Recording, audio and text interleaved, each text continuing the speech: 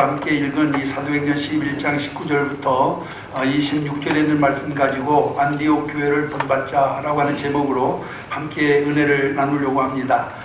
스데반 집사가 순교하고 난 다음에 기독교인들에게 가해지는 핍박은 그 어느 때보다도 더 심해졌습니다.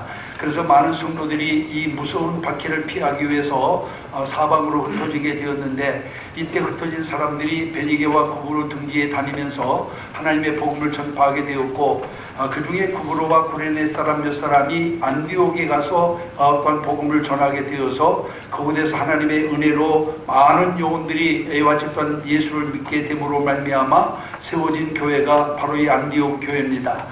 여러분, 안디옥 교회가 세워졌다라고 하는 말을 듣고 예루살렘에서는 바나바라고 하는 아이와 같은 바나바라고 하는 사람을 현지에 파송을 하고, 바나바는 다시 다소에 있는 사울을 데려와서 그와 함께 1년 동안 협력 목회를 한 교회가 바로 이 안디옥 교회입니다. 여러분, 이 안디옥 교회는 시작할 때는 별로 대단치 않은 교회였습니다. 그런데 이 안디옥 교회야말로 주님의 말씀과 능력이 살아있는 교회가 되었고, 그리고 또한 모든 교회 모범이 될 만한 이와 같은 아름다운 이와 같은 교회가 바로 이 안디옥 교회라고 하는 것을 우리가 분명히 알 수 있습니다. 왜냐하면 이 교회에서 예수 믿는 사람들이 제일 처음 그리스도인이라고 하는 영광스러운 별칭을 얻게 되었고, 그리고 또한 이 교회가 최초로 선교사를 파송하였으며, 그리고 예루살렘 교회, 예루살렘 모체 교회가 어려움을 당한다는 말을 듣고 오히려 예루살렘 교회에 부조금을 보내는 등 교회가 마땅히 해야 할 모든 일을 시작한 교회가 바로 안디옥 교회라고 하는 것을 우리가 분명히 알 수 있습니다. 그렇기 때문에 안디옥 교회는 여러 면에서 오늘 또한 우리들에게 신선한 충격과 도전을 주는 교회라고 할 수가 있습니다. 우선 여러분, 안디옥 교회는 이방 교회의 시작이었고, 또 협력 목회의 시작이었으며 최초로 해외 선교사의 문을 연 그런 교회였습니다. 우리는 이 교회를 보면서 그 특징을 살펴서 우리 교회의 모범으로 삼고자 합니다. 그러면은 안디옥 교회는 구체적으로 어떤 교회였느냐? 오늘 성경에 있는 말씀을 통해 우리가 살펴보면은, 첫째로 안디옥 교회는 주님의 복음만 전파하는 교회였다라고 하는 것을 우리가 분명히 알 수 있습니다. 앞서도 말씀드렸습니다마는 안디옥 교회가 세워졌다라고 하는 말을 듣고 예루살렘 교회에서는 바나바라고 하는 아이와 같은 목회자를 그곳에 파송하게 되었습니다. 바나바가 이 안디옥 교회에 가가지고 그들에게 한 설교는 너무나도 단순합니다. 오늘 본문 23절에 보니까 바나바의 설교가 나오는데, 그 내용은 굳건한 마음으로 주와 함께 머물러 있으라 하는 것이 여러분 그 설교의 전부였습니다. 여러분, 이 말씀은 우리에게 무엇을 가르쳐주는 말씀이냐? 우리가 전하는 복음의 내용이 무엇인가를 분명히 보여주는 동시에 무엇을 어떻게 설교해 들 것인지에 대해서도 보여주는 말씀이라고 할 수 있습니다. 그것은 여러분 곧 사람들을 예수님께로 인도해야 된다고 하는 것이에요. 하나님을 믿는 사람들은 무엇보다도 믿지 않는 사람들의 영혼을 구원하여 하나님께로 인도해야 된다고 하는 것이 여러분이 바나바의 설교의 요지였음을 우리가 분명히 알 수 있습니다. 왜 그렇게 해야 되느냐? 바로 예수 그리스도만이 우리의 구세주가 되기 때문인 줄로 믿습니다. 그런데도 오늘날 교인들은 무언가 자꾸 새로운 것을 요구하는 것을 볼 수가 있습니다. 설교도 자꾸만 새로운 설교, 자극적인 설교, 세련된 설교를 듣기를 좋아합니다. 그래서 철학적이고 문학적이고 감각적이고 시사적이고 그리고 정치적인 설교를 듣기를 원합니다. 또 그런 말씀이 오늘 한국 강단에서 여러분 전해지고 있는 것을 볼 수가 있습니다. 여러분, 교회가 자꾸만 교회의 본질에서 벗어나려고 하고, 그리고 여러분 강단의 메시지가 자꾸만 성경을 벗어나려고 하는 이런 모습을 우리가 보게 됩니다. 여러분, 이것은 구약시대부터 지금까지 사람들은 성경 말씀보다는 무언가 색다른 것을, 무언가 새로운 것을 찾고 있기 때문에 이런 현상이 일어나고 있다고 할 수가 있습니다.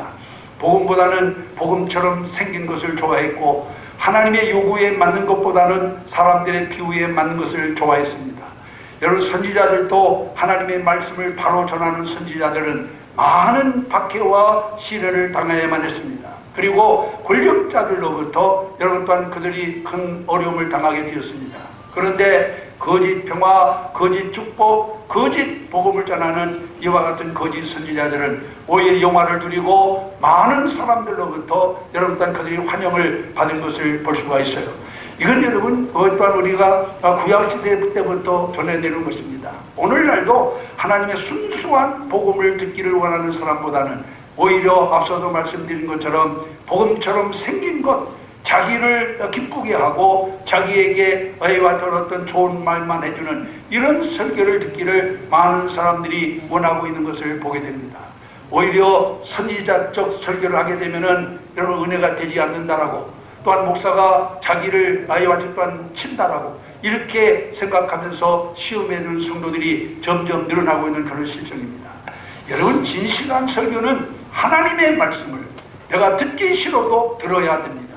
그래야 그것이 올바른 하나님의 말씀이고 또 내게 약이 되고 또 내 생명을 살리는 이와 같은 하나의 그렇던 떡이 될 수가 있는데, 오늘 성도들은 자기에게 유익하지 못한 것, 자기를 아이와 같은 비난하거나 자기의 신앙을 아이와 집단 비판하는 이런 말들을 듣기를 거부하고 있는 것을 볼 수가 있어요. 여러분, 이것은 오늘날도 마찬가지입니다. 그러나 우리가 분명히 기억할 것은 주님의 강단에서는 언제나 주님의 보혈이 흘러 넘쳐야 될 줄로 믿습니다. 하나님의 말씀만 선포돼야 돼요. 여러분, 요즘에 강단에서 여러분 또한 시사적이고 정치적인 이야기를 많이 하는 사람들이 있습니다만은, 여러분이 순수한 강단에서 정치적인 얘기를 할 이유가 뭐가 있고 시사적인 얘기를 할 이유가 뭐가 있어요? 하나님의 강단에서는 하나님의 말씀만 흘러나와야 될 줄로 믿습니다. 예수 그리스도의 보혈이 흘러넘쳐야 된다 그 말이에요. 그것은 교회가 주님의 것임을 인정하는 것이고 주님의 피로 감추고 사신 것임을 고백하는 것입니다. 안디옥 교회는 오직 예수님만 전했습니다. 주님의 보혈만 흘러 넘쳤습니다. 예수는 그리스도시니 오직 그에게 붙어 있으라, 그에게 머물러 있으라, 이것이 그들의 설교였고 그들의 믿음이었고 그들의 생활이었습니다. 여러분, 참된 복음이 뭡니까? 참된 복음은 예수 그리스도가 구주시라고 하는 것이 참된 복음입니다. 여러분, 예수님의 수제자 베드로가 부활 설교를 할 때 그 주제가 뭐였어요? 예수가 주님이시라고 하는 것이었고, 또 광야에서 외치는 자의 소리로 자초한 세례 요한의 설교 역시 예수가 주님이시라고 하는 거였습니다. 그리고 다메섹에서 부름받은 사도 바울의 설교도 그 주제는 예수가 바로 주님이시라고 하는 것이었습니다. 여러분, 교회의 강단에는 끊임없이 예수의 피가 흐르고 있어야 될 줄로 믿습니다. 복음만 선포되어야 될 줄 믿습니다. 여러분, 복음의 본질이 뭡니까? 쉽게 말하면 복음은 예수 그리스도고 예수 그리스도는 복음입니다. 그렇기 때문에 복음은 여러분 예수 그리스도예요. 예수 그리스도의 그 어떤 것도 복음이 될 수 없음을 믿으시기를 바랍니다. 여러분, 우리가 왜 교회를 세워야 합니까? 여러분, 교회를 세워야 할 목적이 뭐예요? 교회를 세우는 목적은 예수님을 전하기 위해서, 복음을 전하기 위해서인 줄로 믿습니다. 여러분, 식당을 왜 냅니까? 식당은 음식을 팔기 위해서 냅니다. 가게는 왜 냅니까? 여러분, 물건을 팔기 위해서 가게를 냅니다. 식당에서 사물을 볼 수 없고 가게에서 잠을 잘 수 없습니다. 교회는 예수 그리스도의 복음을 전파하기 위해서 세워졌고, 그렇기 때문에 오직 예수 그리스도만 전파되는 곳이 되어야 될 줄로 믿습니다.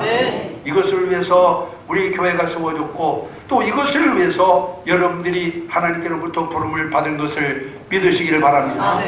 여러분, 교회는 파티 장소도 아니고 교제 장소도 아니고, 물론 교회의 목적 가운데 교제의 목적도 있습니다만은 그것이 주 목적이 되어서는 안 돼요. 교회의 주 목적은 복음을 전하는 겁니다. 여러분, 예수 그리스도의 복음을 전하는 것, 이것이 교회의 주 목적이 되어야 된다 그 말이에요. 이것을 여러분, 현대 교회들은 이 목적을 싫어하고 그 부수적인 것, 교제하고 뭐 함께 파티하고 아니면 또한 이런 것들만 좋아하기 때문에 여러분, 한국 교회가 점점 쇠퇴하고 있다라고 하는 것을 우리가 분명히 기억을 해야 됩니다. 여러분, 다시 한번 말씀드리지만은 여러분 강단에서는 주의 보혈이 흘러나와야 되고 강단에서는 주님의 복음만 전파되어야 될 줄로 믿습니다. 아멘. 그러면 왜 우리가 예수 그리스도를 전해야 되느냐? 예수 그리스도를 전해야 될 분명한 이유가 있습니다. 예수 그리스도만이 정결케 하는 능력이 있고 예수 그리스도만이 새롭게 하는 능력이며 예수 그리스도만이 우리를 살게 하는 능력이고 풍성하게 하는 능력이며 새힘을 얻게 하는 능력이고 또한 우리를 구원하는 참된 구원의 능력이 되시기 때문인 줄로 믿습니다. 아멘. 그래서 예수 그리스도를 전하고 예수 그리스도만 믿는 이와 같은 성도들이 되어야 될 줄로 믿습니다. 아멘. 주님께서 이곳에 우리 교회를 세우신 목적이 뭘까요? 여러분 오늘 주님께서 이 땅에 우리 교회를 세우신 목적은 바로 여러분 주님의 복음을 전파할 복음 전도의 전진 기도로 삼기 위해서 이곳에 몸된 교회를 세우신 줄 믿습니다. 하나님이 우리를 부르신 목적이 뭘까요?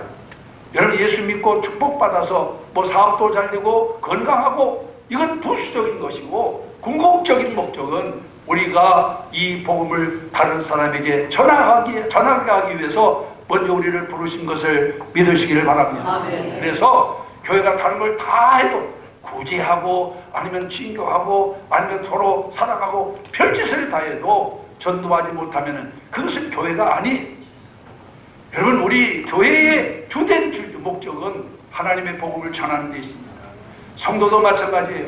성도를 우리를 먼저 부르신 목적이 뭡니까? 우리를 통해서 그리스도의 복음을 땅 끝까지 전하게 하기 위해서인 줄로 믿습니다. 아멘. 그래서 여러분 복음 전도를 제쳐놓고 다른 건 아무리 해도 이것은 여러분 또한 의미가 없다라고 하는 것을 우리가 분명히 기억을 해야 됩니다. 봉사, 예수 믿지 않는 사람들 봉사 많이 해요. 구제, 봉사, 교회 믿지 않는 사람들도 여러분 얼마든지 구제 많이 합니다. 선한 일, 예수 안 믿는 사람 중에 우리보다 더 선한 일 많이 하는 사람 많아요. 여러분 우리는 분명히 기억해야 됩니다. 예수 그리스도 안에서 구제고 봉사고 아니면은 또한 아니면은 다른 모든 아이와 같은 선한 일이지 예수 없는 선은 아무 의미가 없다라고 하는 것을 믿으시기를 바랍니다. 언제가도 말씀드렸지만은 미국의 한 작은 시골 마을에 우체국이 하나 있었는데 이 우체국이 너무 낡아가지고 그 우체국을 새로 짓기로 그 지방 의원들이 의논을 해서 새로 우체국을 짓기로 했습니다. 그래가지고 이제 새로 짓는 우체국은 앞으로 100년 대계를 내다보고 최신식 시설을 갖추고 그 다음에 또한 아주 최신식으로 지차해가지고 아주 잘 지었어요. 우체국 준공을 하는 날 지방유지들과 그리고 모든 아이와 같은 관계자들이 함께 모여서 준공식을 마치고 난 다음에 우체국장이 거기 모인 있던 그 사람들을 손님들을 모시고 우체국을 쭉 돌면서 설명을 해줬습니다. 그리고는 이렇게 최신식 이와 같은 장비를 갖추고 이제는 우리가 100년 앞을 내다보면서 이 우체국을 지었다 자랑스럽게 이야기를 했습니다. 그런데 우체국을 돌아보는 중 한 사람이 보니까 정말 우체국에 있어야 할 것이 빠져있는 것을 알게 되었습니다. 그게 바로 뭐냐면은 우체국에 우체통이 없는 것을 발견하게 되었어요. 여러분 우체국이 뭐 때문에 필요합니까? 좋은 건물을 자랑하려고 우체국이 필요한가요? 최신 장비를 자랑하기 위해서 있는 겁니까? 여러분 사람들이 전하는 편지를 잘 전달해주고 받아서 잘 전달해주기 위해서 있는데 정작 우체국에서 또한 주 업무로 다뤄야 될 편지를 또한 넣는 우체통이 빠져있는 것을 발견하게 되었다고 합니다. 여러분 우체통이 없는 우체국이 무슨 의미가 있습니까? 여러분 예수 없는 선이 무슨 의미가 있고 예수 없는 구제가 무슨 의미가 있고 예수 없는 봉사가 무슨 의미가 있나요? 여러분 오늘 우리는 예수 안에 있는 선이 참 선이고 예수 안에 있는 믿음이 참 믿음이고 예수 안에 있는 사랑이 참 사랑이에요. 아멘. 예수가 빠지면 아무런 의미가 없습니다. 아멘. 그러므로 오늘 우리 성도들은 무엇보다도 예수 그리스도의 복음을 우리가 받아들여서 그 복음을 열심히 전할 수 있는 여러분들이 되시기를 주님의 이름으로 축원합니다. 아멘. 안디옥 교회는 이와 같이 예수 그리스도의 복음을 열심히 전하는 교회, 그래서 여러분 그런 유명한 교회가 됐습니다. 우리 교회도 안디옥 교회처럼 복음만 열심히 전할 수 있는 교회가 되기를 주님의 이름으로 소원합니다. 그 다음에 두 번째로 안디옥 교회는 굳은 마음으로 주께 붙어있는 교회였습니다. 예루살렘에서 안디옥 교회의 담임자로 파송을 받은 바나바는 안디옥 교회에 와서 부임 선교를 하면서 굳건한 마음으로 주와 함께 머물러 있으라 하고 이와 같이 그들에게 복음을 전한 것을 보게 됩니다. 그런데 사람이 신앙을 가지고 주께 붙어 있으려면 반드시 해방하는 세력이 나오기 마련입니다. 이를테면 반대 세력도 있고 또 하나는 이단 세력들도 방해하고 또 하나는 불신 세력들이 등장하기 마련입니다. 반대 세력의 특징은 절대로 교회를 세울 수 없다는 것이고 이단 세력의 특징은 예수를 믿기는 하되 잘못된 성경대로 예수를 믿으라고 유도합니다. 그것은 복음의 가치를 희석시키는 것입니다. 그리고 불신앙적인 요소들은 예수님의 말씀을 듣기는 하는데 그 말씀을 대로 살지 못하는 사람들, 이런 사람들이 결국은 복음의 문을 가로막는 그런 자들이라고 하는 것을 우리가 분명히 기억을 해야 됩니다.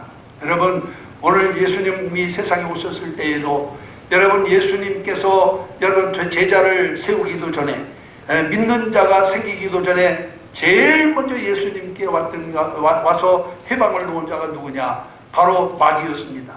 원수 마귀는 예수님께 와가지고 예수님의 사역을 해방했던 것을 우리가 분명히 알 수 있습니다. 이렇게 여러분 하나님의 교회가 건전하게, 정말 하나님의 교회가 건강하게 성장하려고 하는 데는 수없이 많은 외부적인 그런 이와 같은 세력들이 방해를 한다라고 하는 것을 우리가 기억을 해야 되겠고, 그런 외부적인 방해만 있느냐? 내부적인 문제도 많이 있습니다. 교회 내 물질주의자들이 있습니다. 이들은 기복주의자들이며 현실주의자들입니다. 교회에 나오는 목적은 단지 물질의 치부에 두고 있는 사람들. 돈이 생기는 일이면 철야도 합니다. 돈이 생기는 일이라면 금식도 합니다. 돈을 생기는 일이라면 뭐든지 합니다. 몸이 건강하다고 하면 기도도 하고 철야도 합니다. 사업이 잘 된다고 하면 철야도 하고 금식도 합니다. 그러나 주의 복음을 전파하기 위해서 여러분 금식해 보셨나요? 철야해 보셨나요? 오늘 여러분 이 물질주의에 현혹되어 있는 성도들이 의외로 많이 있습니다. 그래서 이 사람들은 한마디로 말하면 아파트의 평수가 넓어지고 자동차의 등급이 올라가고 부동산의 땅값이 치솟으면은 그것이 하나님의 은혜요 하나님의 축복이라고 좋아함. 갑자기 땅값이 떨어지고 그다음 다 사고를 내고 또 아니면은 어려움 당하게 되면은 이게 또한 오히려 하나님께서 자기에게 이렇게 어려움을 줬다라고 해서 또 여러분 하나님을 원망합니다. 이것이 진정한 믿음일까요, 여러분? 이런 물질주의자들을 기복적이고 현실적인 신앙을 가지려고 하는 이런 사람들이 신실한 믿음에 엄청난 방해를 하고 있다고 하는 것을 우리가 기억을 해야 되고, 그 다음에 또한 두 번째는 교회의 세속주의자들이 있습니다. 이들은 쾌락주의와 향락주의자들입니다. 세상에 한 발짝, 교회에 한 발짝 들여놓고 자기 편리한 대로 생각합니다. 사람들이 보는 앞에서는 거룩합니다. 그러나 보지 않는 데서는 거룩이 무엇인지 모릅니다. 먹고 마시는 것에는 가치를 두고 즐기는 것에만 관심을 갖습니다. 이들은 여러분 신앙과 생활을 별개로 여기는 사람들이에요. 여러분 우리 삶 그 자체가 여러분 복음 전파가 돼야 돼요. 그러니까 생활 선교사라고 하는 것이 뭐예요, 여러분? 내 삶을 통해서 복음을 전하는 자를 생활 선교사라고 하는 거예요. 그런데 오늘 우리들 가운데는 세속주의자가 많아요. 육신의 쾌락이나 향락만 추구하는 사람들, 내가 하나님께로부터 받은 은혜에 대한 사명이나 그 소명에 대해서는 생각지도 않고 오로지 주님을 통해서 내가 누릴 어떤 쾌락이나 아니면 또한 향락만 생각하는, 이것이 여러분 교회 안에 있어서 복음 전파를 방해하는 큰 적이라고 하는 것을 우리가 기억해야 되고, 그 다음에는 적당주의자와 타협주의자들이 있습니다. 언제나 이 사람들은 적당히 믿기만 하고 적당히 믿으면 된다 생각해요. 기도도 적당히 하고 모든 신앙생활도 적당히 하는 것이라고 그렇게 생각합니다. 여러분, 그러나 우리가 이것을 기억해야 돼요. 이것은 복음이 아니에요. 마귀의 고등 술책입니다. 얼마나 많은 성도들이 이 시험에 빠져 있는지 모릅니다. 여러분, 베드로도 예수님을 부인했는데 3번이나 부인했어요. 그가 예수님을 부인한 이유가 뭡니까? 우리가 성경에 보면은 우선 여러분, 첫째는 그가 기도해야 할 때 기도하지 못하였기 때문에 주님을 부인했습니다마는 그 다음 성경을 자세히 보면은 그가 예수님을 멀찍이 따라갔다라고 말씀하고 있어요. 그가 예수님을 부인한 목적은 기도하지 않았기 때문만 아니에요. 주님을 멀리 따라갔기 때문에. 한 발은 세상에, 한 발은 예수님께 두고 있어서 자기 편리한 대로 이쪽 저쪽을 밟으려고 하는 이런 얄팍한 아이 같은 마음이 결국 그를 부인하게 만들었다라고 하는 것을 우리가 기억을 해야 될 줄로 믿습니다. 마귀는 언제든지 우리를 이렇게 유혹합니다. 그래서 적당히 믿으면 됐지, 주일날만 교회 가면 됐지, 뭐 수요일도 가고 금요일도 가고 새벽도 가고 갈 이유가 뭐가 있느냐, 더군다나 요즘 저때 얼마나 바쁜데. 여러분, 이런 달콤한 유혹에 넘어가면 안 돼요. 먹음직하고 보암직하고 탐스럽다고 해서 하나님의 그만 금단의 열매를 따먹으면 안 됩니다. 여러분, 우리는 무슨 일이 있어도 하나님의 말씀을 따라 살아야 될 줄로 믿습니다. 네. 여러분, 무슨 일이든지 적당히 해가지고 성공한 사람 봤습니까? 여러분, 사업을 해도 정말 땀 흘려서 열심히 해야 되고, 공부해도 마찬가지고, 여러분 뭘 하든지, 농사를 지어, 심지어는 농사를 짓는 일도 적당히 해가지고 여러분 성공할 수 없어요. 하물며 여러분 또한 신령한 생활일까요? 성경은 뭐라고 말합니까?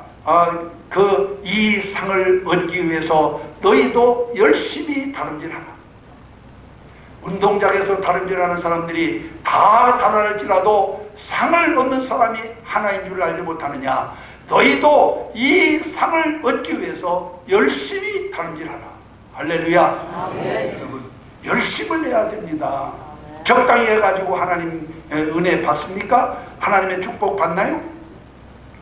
여러분, 안디옥 교회는 굳은 마음으로 주께 붙어있으라고 하는 말씀을 듣고 그들이 열심히 주님께 바짝 붙어가지고 열심히 주와 함께 주님의 일을 행함으로 오늘 성경에 뭐라고 말씀하고 있어요? 큰 무리가 주께 도하더라. 할렐루야. 네. 여러분, 바짝 쫓아갔더니 크게 부흥되었습니다. 우리 교회도 여러분도 정말 그렇게 크게 부흥되기를 바랍니다. 네. 그러려면 우리가 주께 바짝 붙어 있어야 돼요. 개인도 마찬가지예요. 여러분, 우리가 열심히 인간이 노력해서 어느 정도 노력의 대가를 받기는 받습니다. 그래서 믿지 않은 사람들도 노력해서 열심히 잘 살잖아요. 그러나 하나님께서 주시는 저마다 특별한 은혜를 체험하는, 기적적인 복을 받으려면은 그렇게 적당히 해가지고 절대 안 돼요. 하나님이 주시는 기적을 체험하기 위해서는 정말로 열심을 다해야 될 줄로 믿습니다. 네. 여러분, 성경에 있는 말씀 다 보세요. 여러분 또한 약복과의 야곱 한번 생각해 보세요. 자기 수단과 방법 해가지고 얼마나 많은 재산을 모았습니까? 그런데 나중에는 그것으로 감당하지 못하게 되자 다 버리고 강을 다 건너버리고 자기 혼자 남아가지고 하나님과 1대1로 밤새도록 정말로 환도뼈가 부러질 때까지 기도해서 여러분 하나님의 복을 받은 걸 믿으시기 바랍니다. 이게 신앙의 복이에요. 여러분, 우리는 그런데 그렇게 하나님 말씀에 매달리지 않잖아요. 주님께 매달리지 않잖아요. 그런데 안디옥 교회는 굳은 마음으로 주님께 매달려 있는 교회였어요. 할렐루야. 아멘. 오늘 우리 성도들이 또한 우리 교회가 굳은 마음으로 주께 붙어 있는 교회, 주께 붙어 있는 성도가 되시기를 주님의 이름으로 축원합니다. 아멘. 여러분, 무엇이 교회를 부흥시킵니까? 목사의 조직적인 설교가 교회를 부흥시키나요? 교회 어떤 조직이 여러분 단위 같은 교회를 부흥시키나요? 여러분, 주님, 이 교회를 부흥시키는 것은 우리 인간이 하는 게 아니에요. 주님이 하시는 것입니다. 그래서 그 주님을 믿고 하나님의 말씀을 따라 살면 교회도 부흥되고 심령도 부흥되게 될 줄로 믿습니다. 여러분, 심령이 부흥되어야 여러분 교회가 부흥됩니다. 그러니까 제일 중요한 것은 우리 심령이에요. 내 심령이 불타보세요. 여러분들 심령이 주말 동안 그 불타는 소명을 가져보세요. 그러면 여러분들 신앙이 삽니다. 또 여러분이 살면 가정도 살아요. 또 여러분들이 살고 가정이 살면 교회도 살아납니다. 그런데 심령의 불이 다 꺼져버리면 여러분 개인도 죽고 가정도 죽고 교회도 죽어요. 이제 우리는 심령의 부흥을 이루고 교회의 부흥을 이루는 이와 같은 역사가 있게 되기를 주님의 이름으로 축원합니다. 그러려면 우리가 주님께 붙어 있어야 됩니다. 주님께 가까이 있어야 되고 그 말씀으로 살아야 돼요. 우리가 늘 말씀드리지만은 인간 사람이 떡으로만 살 것이 아니요 하나님의 입에서 나오는 말씀으로 말미암아 산다고 그랬어요. 우리가 하루 세 끼 밥을 먹어야 여러분 그 밥을 통해서 에너지를 얻어가지고 일상적인 삶을 살아요. 여러분 한 3일 금식해 보세요. 여러분 신이 하나도 없잖아요. 일하고 일은 해야 되겠는데 일할 어떤 이 능력이 안 생기는 거죠. 영적으로도 마찬가지예요. 하나님의 말씀은 밥과 같은 거예요. 내 영혼의 양식인데 여러분 하나님의 말씀을 우리가 도외시하고 어떻게 우리가 하나님 영적인 건강한 삶을 살아갈 수 있나요? 그러므로 이제 오늘 우리 성도들이 하나님께 항상 붙어 있어서 하나님께서 주시는 말씀으로 새로워지는 여러분들이 되시기를 주님의 이름으로 축원합니다. 마지막 세 번째로 이 안디옥 교회는 좋은 소문이 난 교회였습니다. 안디옥 교인들은 이방 사람들로부터 그리스도인이라고 하는 별칭을 얻게 되었어요. 이것은 그냥 얻어진 이름이 아닙니다. 그들이 매일 그리스도만 위해서 살고 그들의 언어가 매일 그리스도만 말하고 그들의 삶 전체로 그리스도만 증거하면서 얻은 영광스러운 명칭임을 믿으시기를 바랍니다. 누가 보아도 그들은 예수와 함께하는 사람들이었어요. 여러분 어떻습니까? 누가 보아도 여러분에게 하나님의 함께하는 사람이라고 하는 그런 평가를 받을 수 있습니까? 여기 안디옥 교회 성도들은 누가 보아도 그들은 주님과 함께하는 사람, 주님이 그들과 함께하는 사람들이었어요. 오늘 그리스도인이라고 한다면 누가 보아도 주님이 나와 함께하고 내가 주님과 함께한다라고 하는 것을 보여주어야 될 줄로 믿습니다. 여러분 스스로 자기를 그리스도인이라고 말하기는 쉬워요. 그럼 교회만 나가면 다 나는 그리스도인이다, 크리스찬이다 이렇게 말할 수 있어요. 그러나 다른 사람들이 나를 그리스도인이라고 부르게 하는 것은 쉽지가 않습니다. 교회를 세우는 것도 어떤 면에서는 쉽습니다. 돈 있으면 다 세울 수가 있어요. 그러나 여러분 외형적인 교회, 건물로 상징되는 교회, 교인수로 상징되는 교회는 누구나 세울 수 있어요. 그러나 사람들로부터 교회다운 교회로 평가받는 것은 쉽지가 않아요. 더군다나 이방 사람들로부터 교회다운 교회다, 저 교회야말로 진짜 교회다, 저 교회 성도들이야말로 진짜 예수쟁이다 라고 하는 평가를 받기가 쉽냐 그 말이에요. 그런데 안디옥 교회는 이방 사람들로부터 여러분 그런 그리스도인이다 라고 하는 평가를 받았음을 기억하시기를 바랍니다. 우리 교회가 이렇게 되기를 소원합니다. 우리 사랑하는 성도들이 다 이렇게 되기를 원합니다. 저 사람 진짜 그리스도인이야, 저 사람 진짜 예수쟁이야 라고 하는 그런 말을 듣게 되기를 바랍니다. 안디옥교회는 이렇게 여러분 소문난 교회였습니다. 소문이라고 하는 말의 뜻은 널리 떠도는 말을 의미합니다. 세상에서 가장 힘센 것이 무엇인지 아십니까? 여러분 그것은 권력도 재물도 아닙니다. 여러분 세상에서 가장 힘센 것, 세상에서 가장 무서운 것은 바로 말입니다. 말이라고 하는 것은 우리의 육안으로는 보이지 않지만 엄청난 힘을 가진 신비로운 것입니다.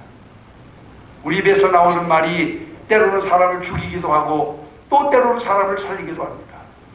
발 없는 말이 천리간다는 말이 있습니다. 말이라고 하는 것은 발이 달린 것도 아니고 날개가 달린 것도 아닌데 순식간에 천리도 가고 말리도 갑니다. 그래서 말이 무서운 겁니다, 여러분. 그런데 이 소문에는 두 가지가 있어요. 하나는 좋은 소문이 있고 하나는 나쁜 소문이 있습니다. 좋은 소문은 옮겨가면서 점점 더 좋아져요. 그런데 나쁜 소문은 옮겨가면서 점점 더 나빠집니다. 어떤 사람이 친구를 만났어요. 이렇게 어려운 시대에 이런저런 이야기를 하다가 사업 이야기를 하는 중에 이 불경기라서 상당히 어렵다라고 그 친구에게 말을 했습니다. 그냥 보통 사업하는 사람들이 하는 말이었어요. 그런데 그 친구는 다른 친구와의 모임에서 이렇게 말합니다. 그 친구 아무래도 손 털 것 같아 하고 이렇게 말했어요. 이 말이 몇몇 친구를 거쳐가는 동안에 아예 망했다라고 이렇게 망했다라고 전해지게 되었고, 얼마 후에는 빚을 지고 폭삭 망했다라고 이렇게 말이 편해서 전달되었어요. 이런 소문이 퍼지자 이 사람 자금줄이 막혀가지고 어음을 막지 못해가지고 결국 망하고 말았습니다. 결국 사업이 어렵다고 하는 말 한마디가 화근이 되어가지고 폭삭 망해버리고 말았어요. 말은 이렇게 중요합니다, 여러분. 우리가 어떤 소문을 내느냐, 이것은 대단히 중요한 거예요. 교회가 다른 세상 사람들에게 좋은 소문을 내면은 그 교회는 부흥되게 되어 있어요. 그런데 교회가 다른 사람에게 나쁜 소문을 들려주면 그 교회는 여러분 문을 닫아야 돼요. 성도도 마찬가지예요. 성도가 이방 사람들에게 좋은 본보기가 되면은 여러분 그 사람을 통해서 믿는 사람이 더해질 수 있어요. 초대교회가 그렇지 않습니까?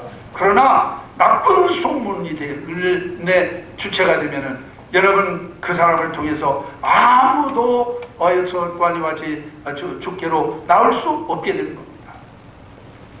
여러분, 소문은 옮겨가면서 커집니다. 나쁜 소문이 한번 나면은 시간이 지나면서 더 나빠집니다.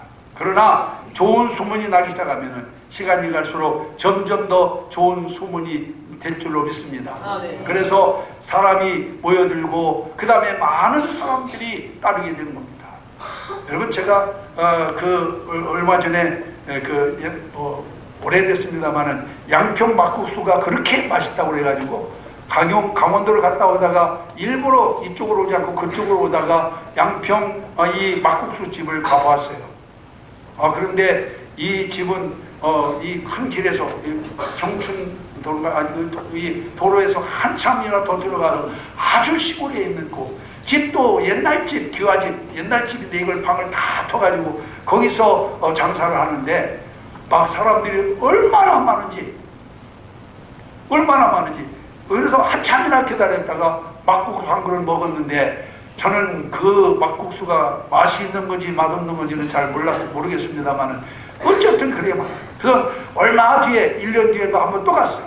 그랬더니 주차장이 모자라는 옆에 땅을 사가지고 주차장도 늘렸고 집도 자기 집 외에 앞집을 사가지고 앞집까지 늘렸고.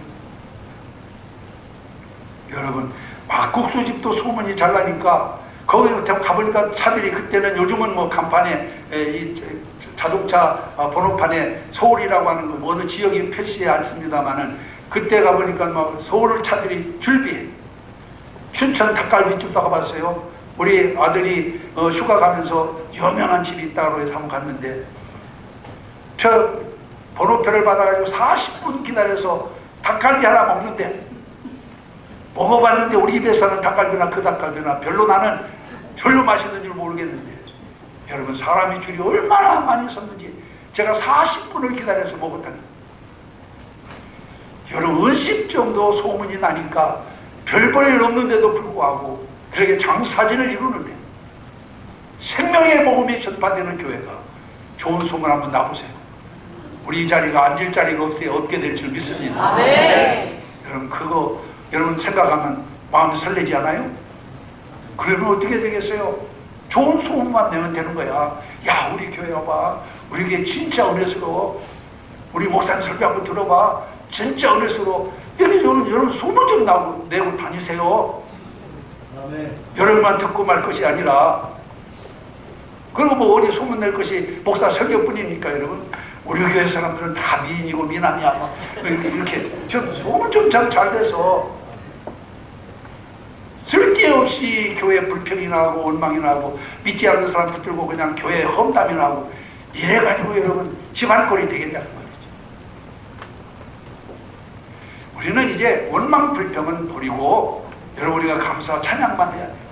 네. 교회가 좋은 소문을 내면 반드시 부흥됩니다. 네. 이건 제 말이 아니에요. 성경적으로 우리가 사도행전 2장 47절에 보니까 어떤 초대교회가 그랬습니다.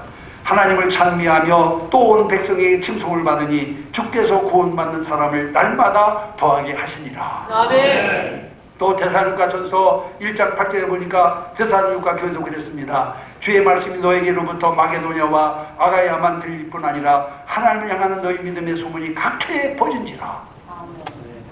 여러분, 좋은 소문이 났더니 예루살렘 교회도 부흥됐고 데살로니가 교회도 부흥됐고 안디옥 교회도 부흥됐고. 아멘.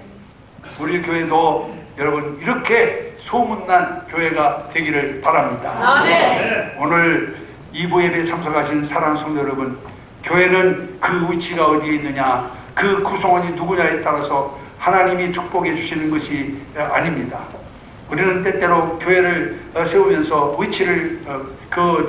위치를 대단히 중요하게 여기고, 또 여러분 교회를 이와 집단 구성하면서 그 구성원을 중요하게 합니다만, 교회가 부흥되는 것은 위치나 아니면 구성원이 문제가 아니에요. 영향은 있겠습니다만은 그 교회가 정말 어떤 그 예수님을 어떻게 섬기느냐, 어떻게 하나님을 섬기느냐 하는 것이 여러분 중요한 이와 같은 요인 줄로 믿습니다. 우리는 오늘 안디옥 교회를 살펴보았습니다. 이 안디옥 교회는 이방에 있는 교회예요. 예루살렘 교회도 아니잖아요. 이방에 있는 교회였어요. 예루살렘에 있는 그런 아이와 같은 교회도 아니고 이방에 있는 교회였고, 사도들도 없어요. 사도들도 없이 세워진 교회였어요. 그럼에도 불구하고 역사의 한 획을 긋는 여러분 위대한 교회로 성경에 기록되어 있는 것을 보게 됩니다. 여러분, 우리 교회도 그렇게 될 수 있습니다. 아멘. 여러분, 우리 모두 안디옥 교회처럼 온 성도들이 마음이 하나 되어 주 예수께 굳게 굳은 마음으로 붙어 있다면은, 그리고 우리의 삶을 통해서 복음을 전한다면은 우리 교회도 안디옥 교회처럼 부흥하는 교회가 될 줄로 믿습니다. 아멘. 바라기는 우리 모든 신광교회와 신광의 가족들이 안디옥 교회의 신앙을 본받아서 개인적인 부흥과 교회적인 부흥을 이루어 나가게 되기를 간절히 소망하면서 이 말씀 잠시 증거해 드렸습니다. 아멘. 기도하겠습니다. 이 시간 다 같이 합시다.